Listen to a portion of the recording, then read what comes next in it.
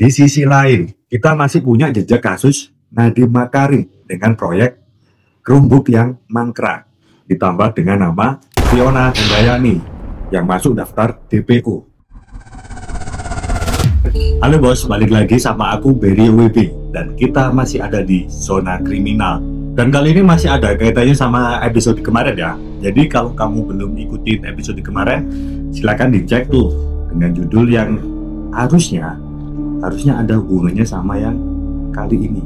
Jadi masih nggak jauh-jauh dari demo di depan DPR kemarin yang pecah jadi ricuh, gas air mata, bakar-bakaran, bentrok di jalanan. Semua headline berita langsung menuju ke rakyat. Jadi seakan-akan rakyat itu dijadikan biang kerusuhan, provokator, perusuh. Tapi dalam kesempatan kali ini aku akan ngajak kalian untuk agak ngegeser sedikit angle kameranya ya, agak sedikit geser. Karena di panggung lain ada nama yang jauh lebih berbahaya dari sekedar perusuh jalanan. Ya, Riza Khalil yang baru-baru ini namanya Santer, sang mafia gas yang sekarang statusnya resmi jadi tersangka. Pertanyaannya, apakah dua panggung ini itu saling terkait? Apakah kerusuhan rakyat di jalan sengaja dipakai untuk menutupi drama besar di atas meja minyak dunia?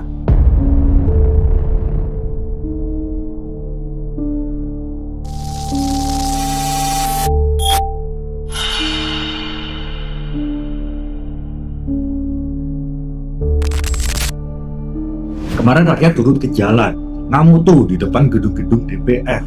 Alasannya jelas, frustasi, harga naik, kebijakan ngawur. Anggota dewan makin hari makin kayak raja kecil. Tapi di waktu yang hampir bersamaan, Kejaksaan Agung mengumumkan bahwa Riza Khalil resmi jadi tersangka.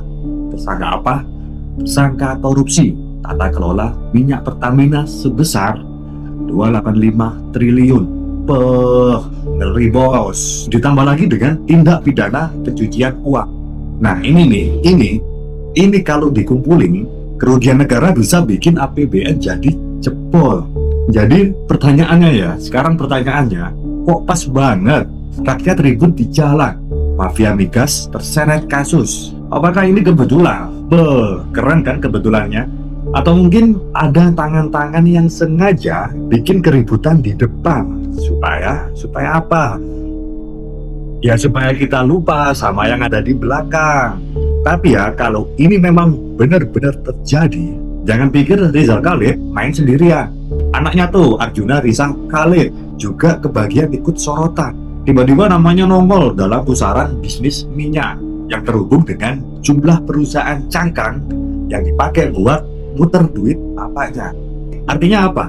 Ya artinya ini bukan sekedar soal satu orang mafia, tapi bisa disebut dinasti. Riza Khalil bukan cuma nguras duit negara, dia juga ikut mewariskan tradisi gelapnya ke anaknya.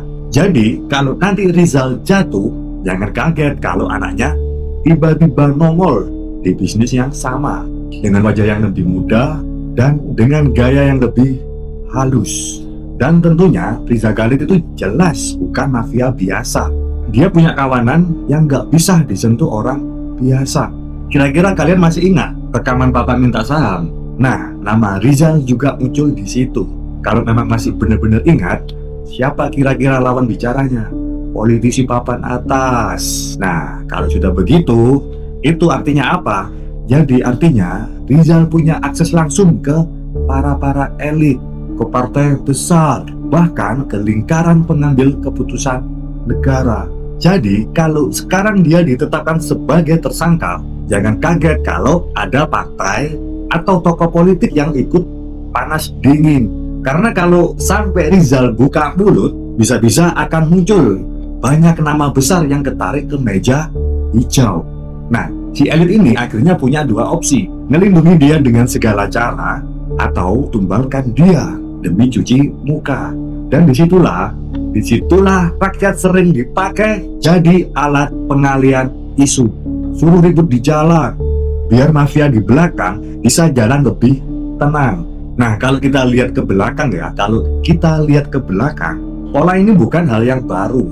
Karena setiap kali ada kasus besar yang melibatkan para elit, selalu ada isu lain yang bikin rakyat gaduh. Nah, kemarin itu kesannya pas banget. Demo DPR kemarin jadi headline berhari-hari. Kamera media sibuk meliput ban-ban terbakar, gedung-gedung dibakar, penjarahan, kancut, black mamba, atau entah apalah. Terus gas air mata, polisi bentrok sama rakyat. Tapi mana ada yang masih ngomongin perihal kasus Riza Khalid. Hampir hilang bro, hampir hilang. Publik lebih gampang ribut soal masa perusuh daripada menanyakan kenapa mafia migas bisa nguras duit negara puluhan tahun tanpa disentuh hukum. Jadi ya wajar kalau ada yang tiba-tiba curiga demo kemarin bukan sekedar kemarahan rakyat, tapi juga panggung pengalih isu. Dan lucunya ya, negara ini suka banget nyari musuh palsu. Rakyat yang marah dibilang provokator, aktivis yang teriak-teriak dibilang pengacau. Tapi mafia migas yang bikin Pertamina rugi triliunan rupiah malah bisa keluar negeri, punya akses ke luar negeri, tinggal di-mention, punya koleksi banyak mobil mewah. Nah, kalaupun nantinya akan ketangkep, kira-kira masih ada kemungkinan nggak kasusnya dikemas sebagai formalitas saja? Jadi kalau kita dengar fenomena ini, kira-kira siapa yang benar-benar jadi musuh negara? Rakyat yang bakar ban di depan DPR atau mafia migas yang bakar duit negara sambil dilindungi elit? Nah, sebagai penutup ya, kalau hari ini kita masih ribut debat soal demo rusuh, tapi lupa sama Rizal Khalid dan jaringan mafia migasnya, berarti skenario mereka berhasil. Para elit bisa tidur nyenyak, rakyat sibuk ribut sendiri. Tapi kalau kita berani balik tanya, kira-kira kenapa mafia migas bisa hidup tenang bertahun-tahun? Kira-kira siapa aja elit yang ikut makan hasil rampokan itu?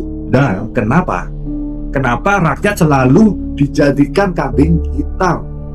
Nah, setelah itu pelan-pelan kita nemuin siapa musuh sejati bangsa ini. Dan ini yang aku mau ingetin. Kita jangan lupa, jangan pernah lupa. Di sisi lain, kita masih punya jejak kasus Nadiem Makarim dengan proyek Gerumbuk yang mangkrak, ditambah dengan nama Fiona Handayani. Nantikan episode selanjutnya, masih bareng aku, Berio WB.